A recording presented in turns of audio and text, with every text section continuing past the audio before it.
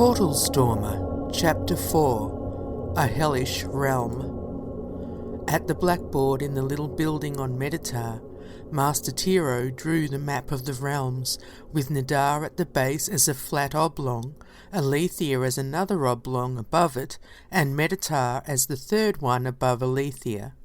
Then, above Nidar, was Akasha. He drew a line through all of them and then drew a circle to the right of Aletheia, representing one soul, and another to the left for Alusol. He then drew an inverted pyramid above Akasha for the seven heavens, drawing lines in connection with one soul, Alusol, and Akasha. Lastly, he wrote their names on their shapes and wrote Ether as a heading above them all. He put the chalk down and turned to Delwyn, who'd stopped crying, but was solemn and waiting patiently. He cleared his throat and began. "This is our system. You are here," he said, pointing at Nidar, obviously attempting to lighten the mood with a joke, but Delwyn didn't laugh or smile. He continued by pointing at Nidar, and then put the pointer down before positioning himself on the cushion in front of her. Nidar is the most frightening realm of all. Some of your people call it hell, or Hades, or even purgatory. Some Buddhists call it the Bardo. It has many scary names, but they don't do it justice. Contrary to popular belief, there is no fire and brimstone, not in your biblical sense, depending on who travels there, that is. It all depends on what you take there. And that is very important to remember, Delwyn. Before we continue, and I will remind you again and again, to keep a clear mind while visiting Nidar. You must not allow anything you see, hear, feel, think, smell, touch, or taste to drag you down. If you do, then you will be absorbed into the realm, and you will not come back. You will be a part of Nidar, at one with the perpetual nightmare, never to escape. He stared at her silently for a while, obviously wanting to make sure that she understood. She sat quietly, allowing the words to sink in, deciding to save her questions for when he was finished. He went on. In Nidar, your fears and others' fears will be materialized, so you must only choose one of your stormers to go with you. Make sure you choose wisely, as on the one hand, powerful skills could come in handy, but on the other hand, their fears or weaknesses could be your downfall. Delwyn had to interrupt. "But I thought we were all going." He shook his head solemnly. "I have thought about this, and the Ural agrees. You do not need any distractions. I can help you choose, but you will be facing your dark side, the side that you hide from, so any interference could cause you to fall instantly. I believe that you have the willpower, the strength to pull through. However, I must confess, I do worry about your mental state, Delwyn. You are a little soft." She blushed. Since she knew he was right, she decided to ask the most obvious question. "What exactly can I expect? Tell me the worst." He cocked his head to the side and raised his eyebrows in surprise, but then he obviously realized that she had to know. "The most gruesome things have happened there, Delwyn. It is the place where evil cycles. It filters up like a vapour through Aletheia, regurgitating evil thoughts and evil deeds. It is where murderers, rapists, molesters, torturers, all kinds of terrible beings get their inspiration from, or rather, the repository for it. It is hard to explain, and we do not have time. Goodness and light shines down from the seven heavens, but it cannot penetrate through Aletheia. Only Nidar is protected from Nidar. Aletheia gets the brunt of it, which is why your people are so ruined. They brought it on themselves, but I can explain more when you get back." Delwyn's mind was reeling with this new information, but it all made sense, so she continued listening. "You will see and hear vile things, Delwyn, and I cannot protect you." "Why can't you come with me?" she asked, trembling and twisting her hair, forgetting her promise to herself. "The Ural forbids it. I am a bodhisattva he wants to keep safe. Besides, I will send my best guard with you, and I will help you choose your stormer." He looked at Delwyn, who seemed like a frightened child, but he apparently had faith that she would pull through. Delwyn wondered if he could see something in her, and if he was hoping that the prophecy about her was true. She tried not to stammer when she asked, "Who should I choose?" He smiled and asked, "Tell me your decision first. I am curious to know." She thought for a minute. They had all been there before and had survived, but she'd been told that didn't guarantee safety the next time. If anything, it meant that Nidar would try harder to hang on to you if you dared to return. Fleet had a powerful weapon with his third eye, but he was occasionally psychotic. Premlas was an obvious no, as she now had a deeper affection for them. Even though Pursula was a soldier and could definitely kick ass, her ego and childishness could get them into trouble. Drade was the only obvious choice, however, there was something childish about her as well, and Delwyn wasn't sure about any special powers that she might have.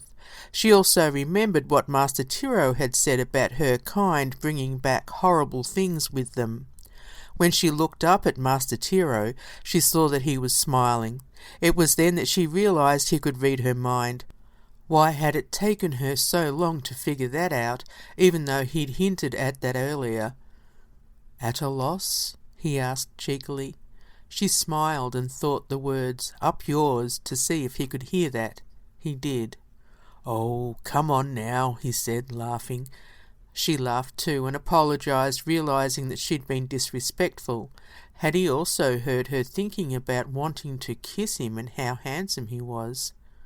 "You can't always read my mind, can you?" she asked sheepishly.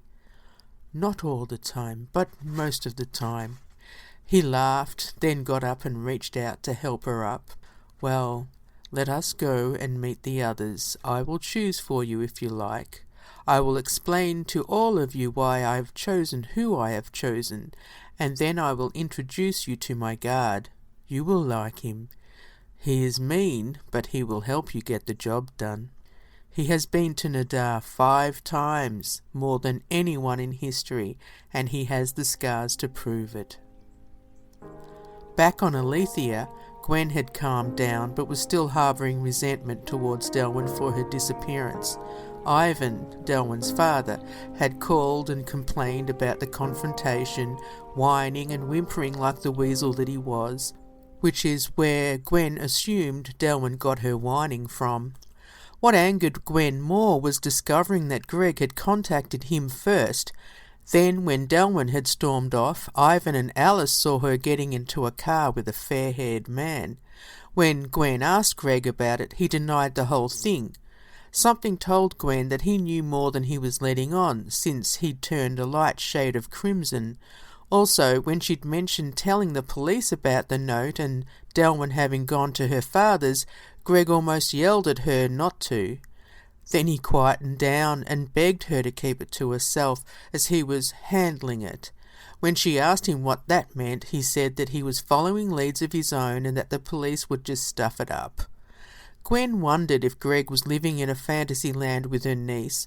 The two of them were made for each other, if they ever got back together. She hoped that she would see Delwyn again, as the first thing she would do would be to slap her across the chops, such was her anger and frustration. In the meantime, Delwyn was being led by Master Tiro to meet up with the others so they could choose her cohort for the trip to Nidar. Her mind kept shuffling through their faces like a deck of cards, each one with a big plus but an even bigger minus. Whichever one he chose didn't matter. However, he was also sending his best guard as an escort, so her fears were somewhat quelled. As they approached her motley crew, she saw Drade sunning herself in humanoid form, yellow now and wearing a bathing suit.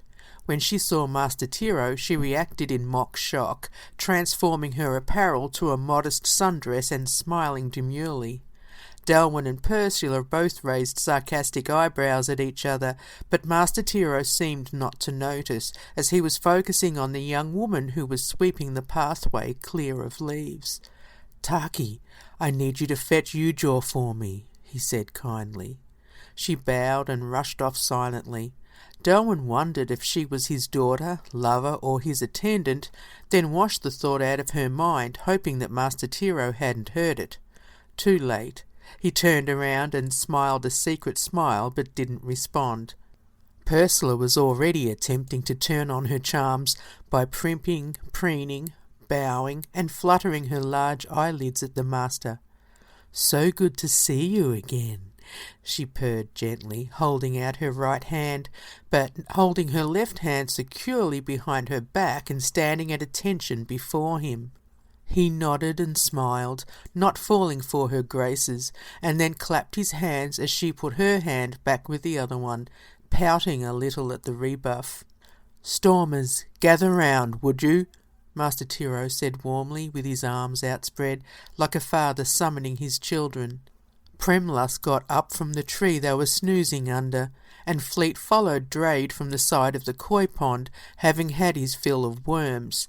His third eye was still closed, but comfortably now as though asleep. They all stood in line, and Delwyn joined them as Master Tiro put his own hands behind his back and walked up and down the line, pursing his lips and nodding appreciatively. "What a great team you are! Finally together and almost ready for action, one would hope. All that matters now is Delwyn's success in Nidar, her last sorrow to be faced, with assistance from one of you great stormers." "One of us? I thought we were all going," yelled Luss, as Drade flashed big red question marks. Prem started writing furiously on his notebook, storm clouds gathering. Ursula hissed, "Why are we all here then?" "Did you just hiss at me, Ursula? And Prem, calm down, watch out for Luss," Master Tiro snapped. Ursula hung her head in shame as she softly apologised, and Prem handed a note to the master with a scrawled "sorry" at the bottom, his clouds slowly dissipating. The note read, "Forgive me, but Delwyn cannot go with only one of us. We would work better as a team." Master Tiro handed the note back and smiled. "Everyone, calm down. Drade, relax."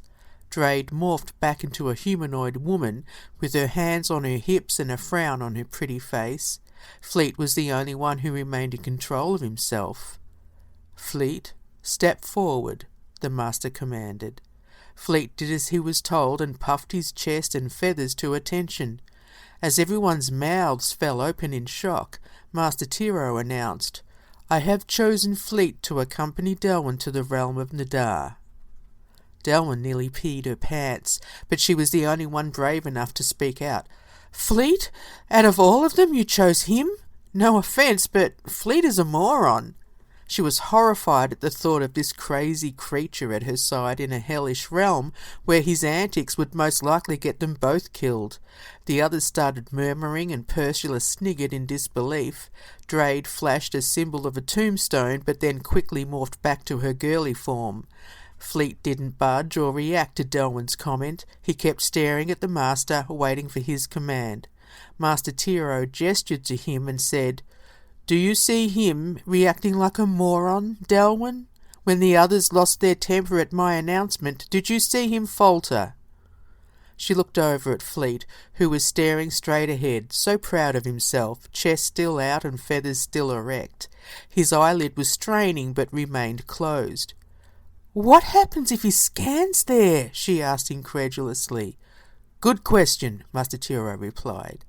"That is one of the reasons I chose him. His scanning will be able to warn you of any possible dangers, although you will also have to keep your wits about you, as your own hunches might be quicker than his.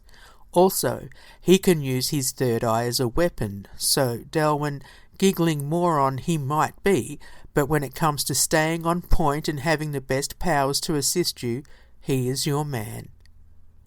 Ursula growled softly in her throat. The master corrected himself. "Or rather, he is your soldier. Is that better?" he asked, looking at Ursula, who nodded. However, she obviously had to interject. "Master, if I may." "Of course," he smiled, putting his hands back in position, clasped behind him. She purred quietly. "Well, I have to agree with Delwyn. Fleet is a moron, and I worry for her safety, notwithstanding the fact that he might be able to scan and beam. Fleet has only been to Nidar once before, and as we all know, that doesn't guarantee safety the next time around. Nidar throws worse at you every consecutive time. Also, Delwyn has never been, so that's double trouble in my books." Drade nodded and Lusk called out, "I concur most strongly with respect, Master." At that moment, Taki came scurrying up the pathway and they all looked in her direction. Delwyn couldn't believe what she was seeing.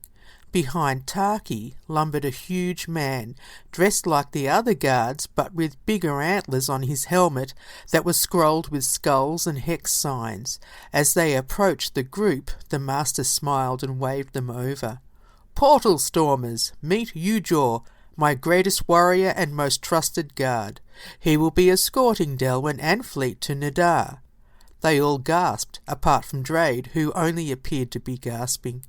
Ujor was 7.5 feet tall and 4 feet wide. His arms were massive and bulging with muscles and scarred from numerous battles. When he took his helmet off, they saw his clean-shaved head and face that bore several small scars, but the feature was a large purple one. It looked like a skeleton hand reaching from his right jaw up across his cheek, almost like purple lightning that ended on the bridge of his nose under his left eye. His upper body would have been the envy of any wrestler on Alethea, and Delwyn noticed that he was free from tattoos, unlike the other guards. His costume and armour were also similar to a samurai, with the same multicoloured patterns and Meditar's emblem in the front. He had several silver rings on his fingers, and the right ear that was the only one with a lobe remaining had a black pearl in it. He was battle-scarred, huge, and gnarled, but also beautiful in a strange way. His stout jaw was set as though in stone, and his deeply set black eyes roved over the portal stormers, apparently taking stock. Delwyn saw that he had a massive katana strapped to his back and a club hanging from his belt. Ursula was the first to bow, and Delwyn was not surprised to hear her purring intensely. She was in pleasure overload and obviously wanted to be noticed. Ujor stood silently and didn't respond, waiting for his master's command. Master Tiro gestured for Delwyn to step forward and join Fleet. As she did, she threw a sidelong glance at Ursula, who was still purring and paying full attention to the giant warrior. Delwyn wondered if she was going into heat. Master Tiro introduced the two portal stormers to Ujor. "These are the stormers I was telling you about, Ujor, although I believe you already know, Fleet." The warrior didn't speak, however a deep grunt came from within his gullet and his nose wrinkled slightly. "And this is Delwyn of the Realms.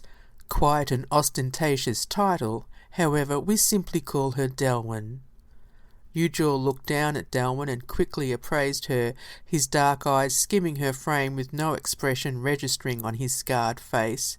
She heard his abysmal voice say, "Delwyn," as though committing it to memory or practicing for future use. When he spoke, they all felt as though a dark chasm had opened up and swallowed them whole. Master Tiro, now pleased that the introductions were over, waved Taki over with a smile. "Taki, take them to the den. I will be there shortly." She bowed and led the three of them back to the house as the master addressed the rest of the stormers. "Oh, come on now, don't look so glum. You will be safe, awaiting their return. There will be other adventures in the future." He was trying to perk them up, but it wasn't working. Lusk called out, "What if they don't make it?" He was wringing his little red hands with worry. Prem started writing, but stopped, as Luss had already said what he was thinking. Ursula scowled and crossed her arms, obviously jealous but also worried. Drade seemed not to care, but watched Ursula's expression and then mimicked it. The Master told them that they could wait on Nidar for the return of their comrades, as long as they behaved themselves. He looked at Ursula when he made that last statement, and she acted surprised. "I'm always on my best behaviour," she lied and smiled. "Of course." He did likewise. As they sauntered off to explore the realm, Master Tiro turned and walked back to the house, following the trio into the den. When Taki slid the door of the den open, Delwyn saw a wall lined with weapons of all kinds, some strange, some familiar. She also saw a rack of what seemed to be chainmail and armour. What was she getting herself into? Master Tiro came in behind them and walked over to the rack. Turning to Delwyn, he laughed at her expression. "Did you think that we would send you to Nidar unprepared?" he asked. "No, I just didn't," she trailed off, not knowing what else to say. The Master handed Fleet a snug-looking chainmail suit, which looked like a full body stocking. He took it and thanked the Master, slinging it over his shoulder and reaching for a helmet that seemed tailor-made for his head. It was also silver, like his suit, but seemed to be made out of gel or rubber. He slipped it on and it formed snugly, as though it had intelligence or cellular memory. There was a hard black plate covering his eye, but it had a latch that could be flipped. Delwyn was stunned that he seemed so confident and happy to be going along with them. He was smiling and nodding at the Master, totally au fait with the whole scenario. She was shaking from the inside out. She also needed to pee and was tired and hungry again. As she thought to tell the Master, he looked at her and smiled kindly with his eyes. "You will be able to sleep before you go, Delwyn. I would not send you without being fully rested, fed, and geared up. Would I, Ujaw?" He directed his gaze towards the hulking warrior. Ujaw shook his head but didn't speak, as he selected a short sword and slapped it on his back along with the katana. He also chose a huge coiled whip, which seemed to be made out of black spiked metal, a tomahawk, and a golden trident with red tips. He didn't seem to need armour or a suit. He then turned to face the others, ready for his command. Fleet was checking out the weapons when the Master waved Delwyn over to the suit rack. She wondered why Fleet would need weapons if he already had special powers. The Master answered her. Being inside her thoughts so often was starting to freak her out. "It does not hurt to have extra. One never knows what one might need in Nidar." He pulled out a full-body chainmail suit, just like Fleet's, and a helmet similar to his, but without the black plate on the forehead. He also grabbed a silver chest plate and handed all three of them black rubber boots with black metal plates for soles. For the temperature extremes, different terrains, and other purposes. They are controlled by the buttons on the shin plate. There were 8 buttons on the shin, all different colours depending on the need. Delwyn started to panic. "How will I know? What if I push the wrong one?" She shuddered with the idea of making a wrong turn, bad decision, or losing control, but Master Tiro reassured her. "Delwyn, Ujaw will be with you at all times. He will help you. Do not worry. Come on, let us get you fed and to bed. In the morning I will help you choose your weapons and then you will depart. All right?" He rubbed her back and for a moment she thought of Gwen, which made her collapse into sobs. Fleet and Ujaw exchanged glances and left the room to go and eat as the Master helped Delwyn pull herself together. That night, Delwyn's dreams were full of flashing images that didn't make sense.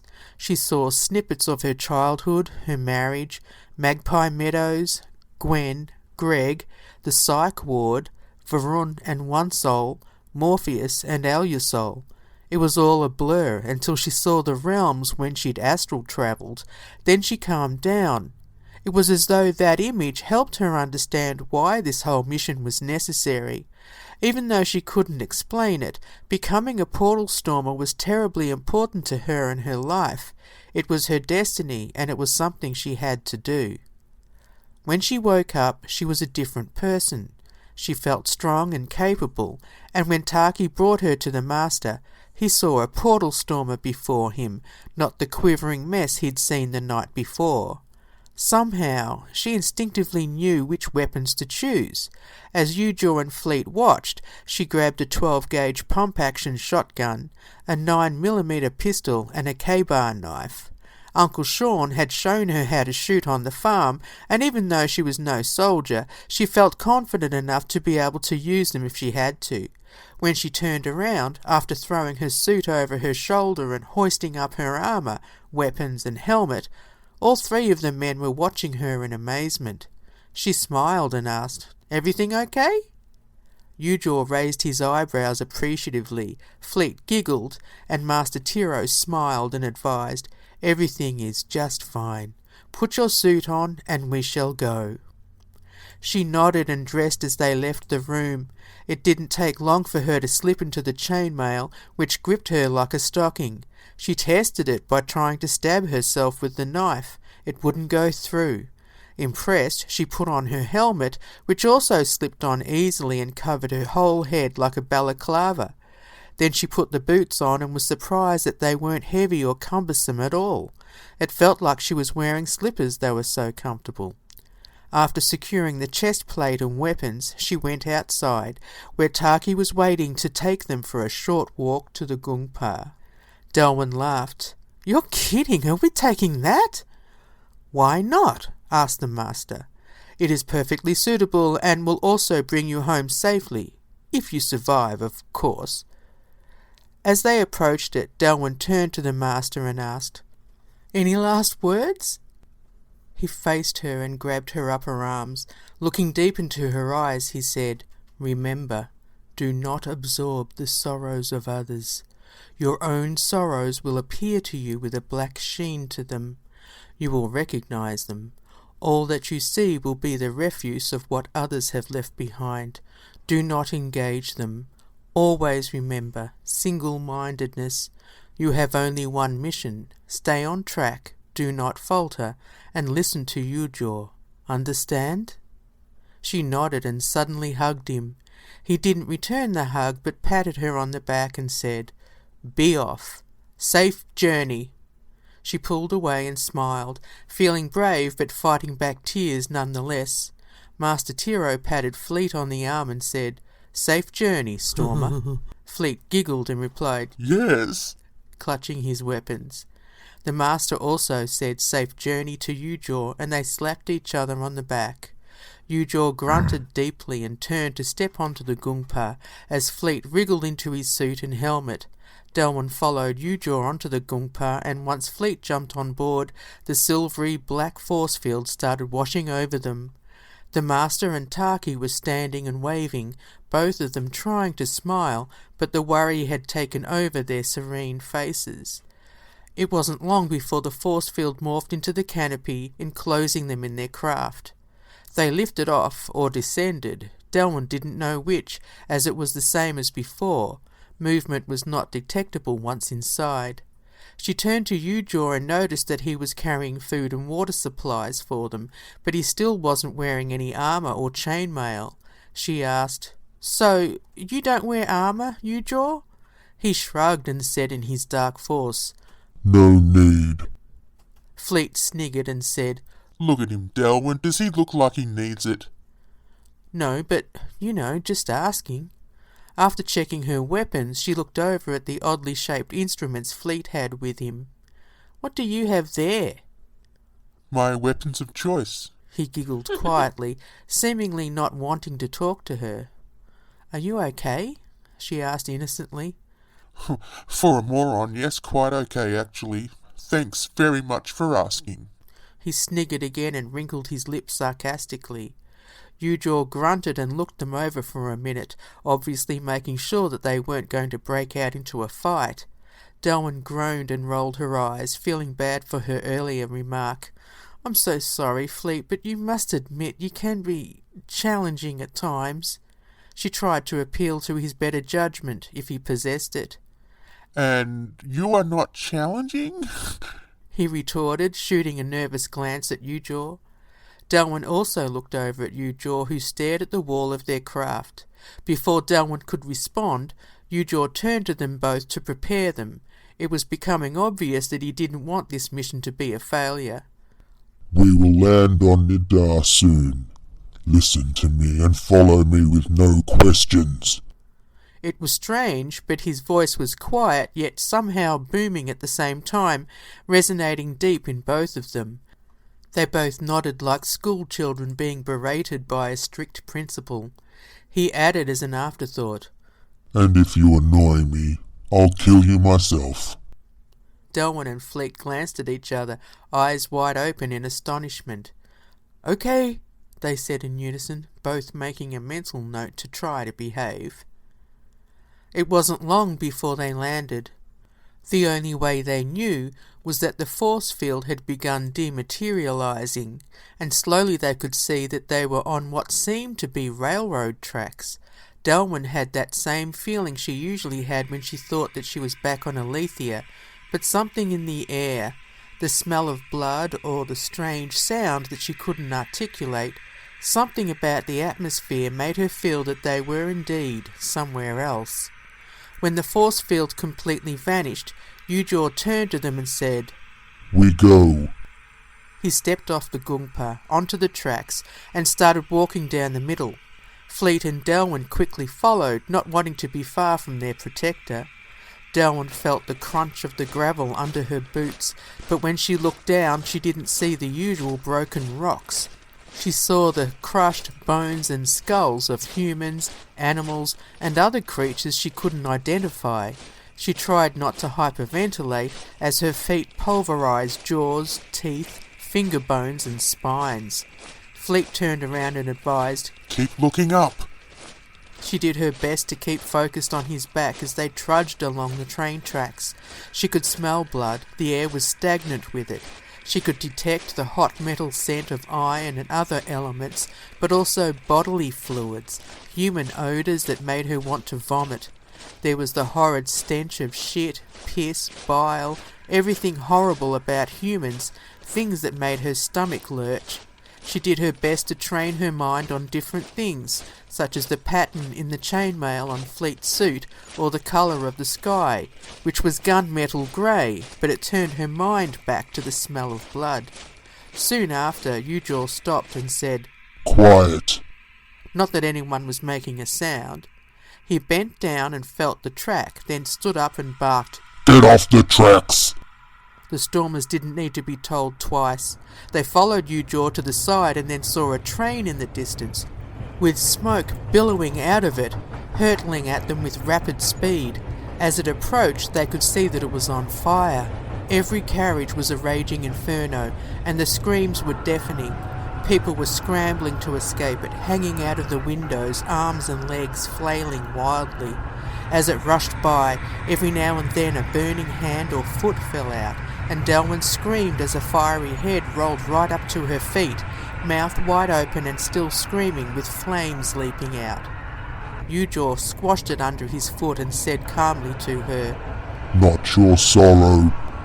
Then he turned and gestured for them to follow, as he continued walking along the side of the tracks. She felt her knees buckle, but saw Fleet calmly walk on with Ujaw, so she steeled herself and followed suit. After the train disappeared, it almost fell silent in comparison to the raging racket. Then they noticed that the background noise consisted of a cacophony of weeping, screaming, anger, bitterness, terror, and many other awful things rolled together into a dull roar. After a while she got used to it, but when she stopped to pay attention, she could discern the individual sounds and it wore heavily on her heart. She started chattering inanely to cover it up. "So, Ujaw, do you know where we're going?" she asked. "Yes." He replied. "How long will it take?" "No questions." he said blankly. Fleet turned and gave her a wink, then giggled. How could he giggle in a place like this? She thought better of having a go at him, but continued with her prattling. I expected a place like a fiery hell, like a dungeon or a cavern or something. Still, this isn't exactly my idea of a picnic." Ujaw stopped and turned around, but it was Fleet who shushed her. She bit her lip and went to fiddle with her hair, but remembered that it was enclosed in her helmet. Her skin was starting to prickle and itch underneath her suit, but she soldiered on, walking behind the others, constantly glancing around to make sure nothing was lunging out at them. When they reached a turn off to the left, Ujaw indicated with his hand that they were going to detour down the road. Delwyn was happy to leave the tracks, although she wasn't sure that what was coming would be any better. It seemed like a deserted road in an industrial area. There were old, crumbling factories, large dockyards and empty lots, with metalworks and abandoned buildings everywhere. She strained her eyes to see if there was a body of water. There wasn't. As they ventured into one of the sites, Ujaw pulled out his katana and gestured for them to prepare themselves. Fleet flipped the latch on his helmet and his eyelid fluttered open. His third eye swirled for a minute and then focused on their surroundings before scanning for danger. Fleet suddenly yelled, "To your left!" A group of old women, bent over and dragging their feet as though they'd been walking forever, appeared from behind a building, groaning and moaning and obviously in pain. It seemed as though they'd been beaten and blood was dripping out of their mouths, staining their dirty, ragged housecoats. Ujaw said calmly, "Nothing to do with us. Keep walking." He put his katana back and led them away from the women, towards the centre of the metalworks. Delwyn kept looking back at them, wanting desperately to go and help, but she remembered what the master had said. One of the women looked just like May, Uncle Sean's mother. She looked at Delwyn and yelled out, "Help me, Delwyn! Please don't leave me!" Blood splattered down her chin and onto her chest. Delwyn stopped and went to step towards her, but Fleet grabbed her by the shoulder, giggling nervously but with an angry look on his face. "Come on, Delwyn, don't listen. It's nothing to do with us. It's a trick." He took her arm and led her away, but she couldn't get the woman out of her mind. As they went into the metalworks, they noticed that there wasn't a roof, but there was a massive concrete pit with tyres burning at the bottom of it. Delwyn saw that there was a black sheen surrounding the pit. Ujaw stopped at the edge of it and turned to Delwyn. "Stop number 1. He said and nodded to the pit. Delwyn had no idea what it could possibly mean for her and what it had to do with any kind of pain she could have inflicted on anyone in her life. She looked at Ujaw and asked, "What do I do? I don't understand." Fleet closed his eyelid and then flicked the latch on his helmet. "Give it a minute. It'll come to you." He smiled, but the giggling had stopped. She looked at the pit and saw the swinging and flaming metal slab attached to a huge steel chain suspended over the pit. There were other metal slabs, some of them on fire, and some of them so hot that the fire was invisible. They jutted out from the wall here and there like small steps. Delwyn suddenly saw a line of men walking towards the pit on the other side, some of them calm, some of them panicking. They were shirtless, wearing jeans, and they were barefoot. She somehow instinctively knew that the pit was a gauntlet and that the men had to cross it. She also knew that they wouldn't make it and that they knew they wouldn't. This thought horrified her, but she didn't know what she had to do. The first man was in his 20s and he was calm. Stepping up to the edge, he then jumped and caught the swinging slab. As his hands grasped the edge of the metal, they instantly caught on fire and his fingers turned to ash, but he continued to struggle to get a hold of it. He tried to climb up and grab the chain, but every inch of flesh that came into contact with the slab or chain was reduced to ash. His body was slowly incinerated as he struggled, and the slab continued swinging and burning. Finally, a wind picked up and disintegrated his remains. Delwyn screamed out, "No! Why did he do that? What's this got to do with me?" she cried in horror. Ujaw commanded, "Keep watching and be silent." The next man wouldn't even try. He was older, around her father's age. He just jumped into the pit and was consumed. The next man, in his 30s, was shaking and crying as he ran around the pit trying to see if he could get a different vantage point or a different angle. As he stood on the right of the pit, he lost his footing and slipped and landed on one of the jutting metal steps sticking out of the concrete wall, 6 feet down from the top. He was instantly turned to smouldering black metal. Delwyn could see the red cinders working their way up to his head as he collapsed in on himself. What was left was just the torso, which melded like a sculpture onto the step. One by one, the men tried to manoeuvre their way across or through, burning, screaming and crying as Delwyn fell to her knees, wanting desperately to stop it, but she couldn't. She sobbed as it continued and started vomiting until Ujor put his hand on her shoulder.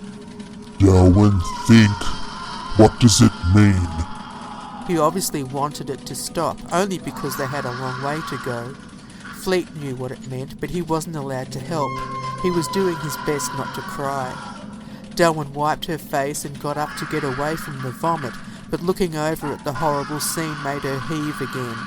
As she lurched and cried, it suddenly dawned on her. Men running a gauntlet.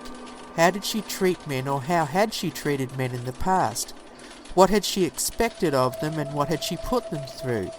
What had she done to Greg, and what had she put him through? She had expected him to keep her secret, to grieve for her, to run her around while she yelled at her father, attacking him righteously or not.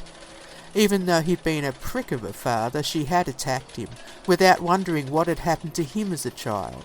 She'd put Duncan, her ex-husband, through the ringer and blamed him for her own mess.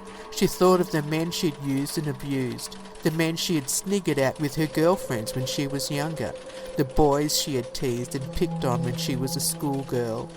She sobbed until the tears ran out, and then she raged at herself for being so callous, righteous and self-absorbed. She finally stood up and stared at the pit.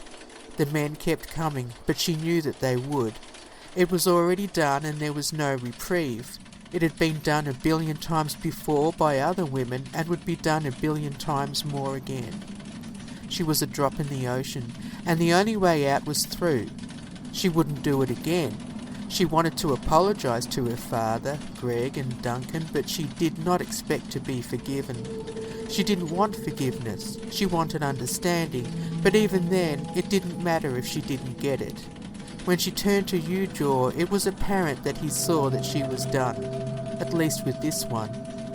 Time to move on, he said flatly. They picked up their things and made their way out of the compound. Fleet patted her on the back and said, "Well done." She didn't respond. She dragged her feet as she followed them. Walking through the deserted factory grounds, they heard a rumbling coming from behind them. Fleet ducked, but Delwyn was too depressed to care. She did turn around, however, and saw a small tornado that was zigzagging its way towards them. They heard screaming, yelling and sobbing as it zoomed over their heads. When it continued on in front of them, Delwyn saw thousands of faces rotating inside it. Some angry, some frightened, and some full of despair. It continued winding along into the horizon as the three of them stood and watched it disappear. "What was that?" Delwyn asked wearily. Fleet answered. "Consider it one of Nidar's vacuum cleaners." He laughed, standing up again. "We're actually in the wastelands. Not everything gets swept up and taken to the vault, where the Ural presides." Before he could finish, Ujor pushed him in the back, which made him stagger forward a few steps. "What? What did I do?" Fleet giggled nervously. "Keep it to yourself. Let us move." Ujor motioned forward with his club, pointing north, which was the same direction that the tornado had gone. Delwyn opened her mouth to argue, but then closed it, deciding that there was no point. Ujor obviously had his reasons, but her mind started racing with the idea that there was a Ural for this realm. How horrible must the Ural be to rule over a place like Nidar? Delwyn thought of the tornado and the terrors and sorrows it must have been delivering to its ruler. Were there actual people, or lost souls trapped in it? Would the Ural open the chamber door like someone answering the door for the mailman, clapping their hands together with glee like a package had arrived? The three of them trudged through an empty lot, not speaking, but alert for any sound or movement. Eventually, Fleet stopped suddenly and sniffed the air. Eugor kept walking on as Delwyn stopped and turned around. "What is it, Fleet?" He unlatched the black plate on his helmet and let his eye scan. Delwyn got out of the way as it still made her sick to look at it.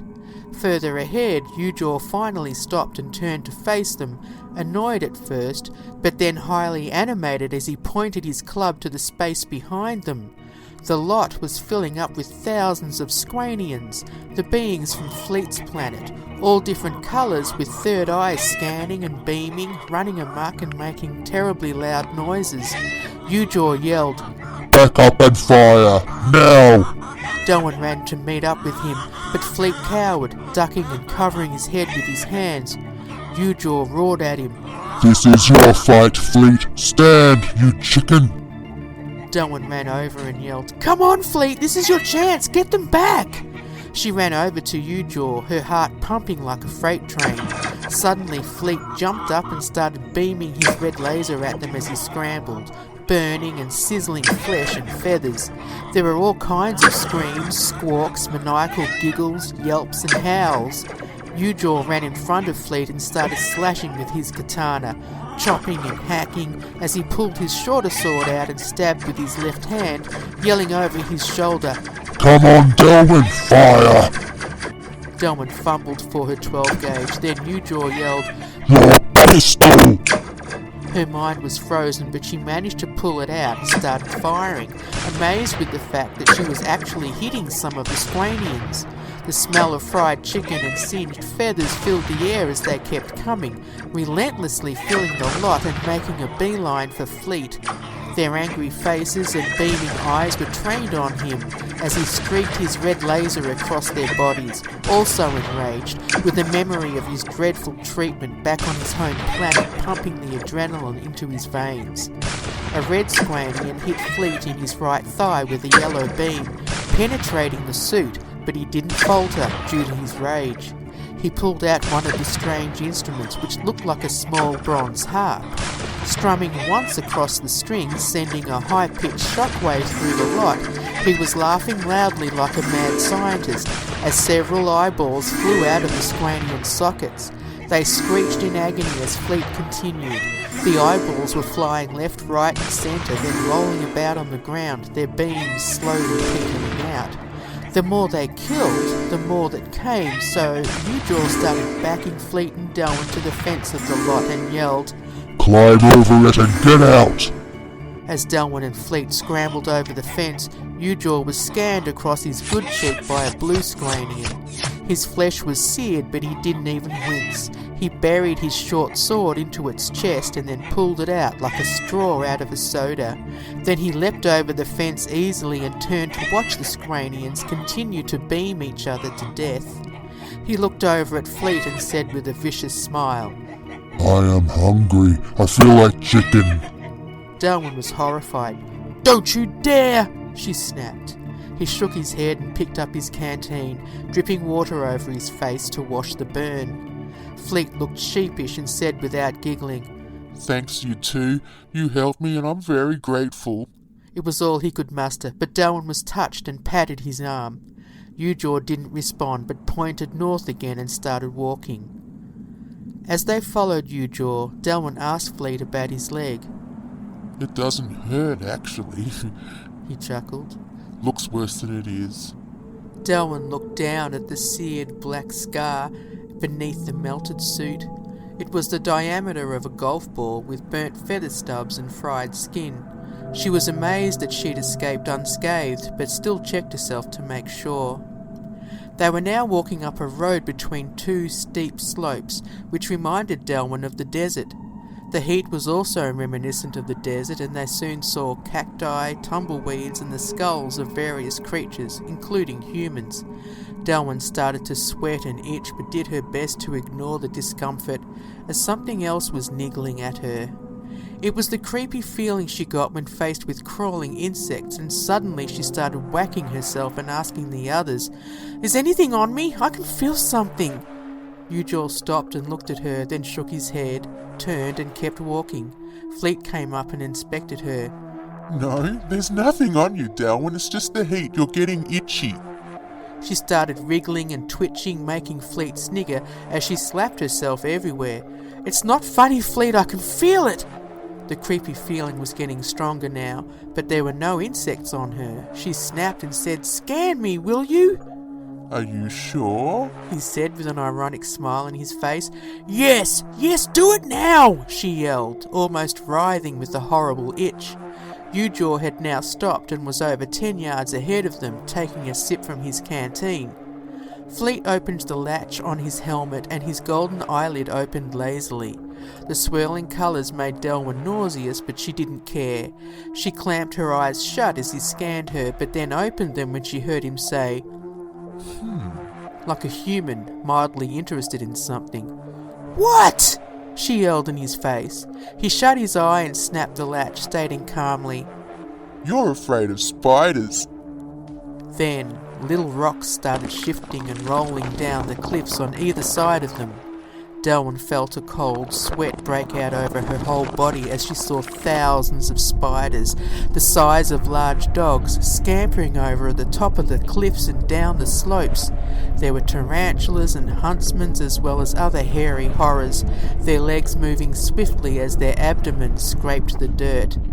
"Run!" she yelled, but she was frozen to the spot, the terror immobilizing her to the point of fainting.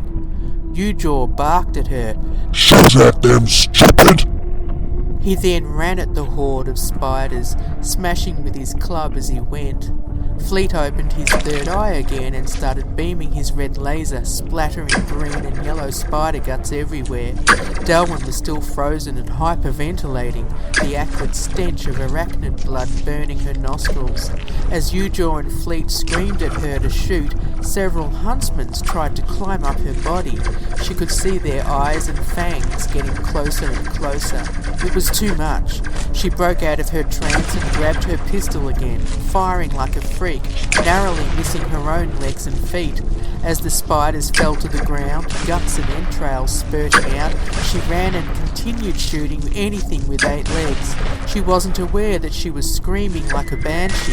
The whole scene had turned white in her mind, with only her gun and the spiders, and Fleet and Eugor existing as 2 red blobs that she carefully avoided as she bolted this way and that, shooting for all she was worth.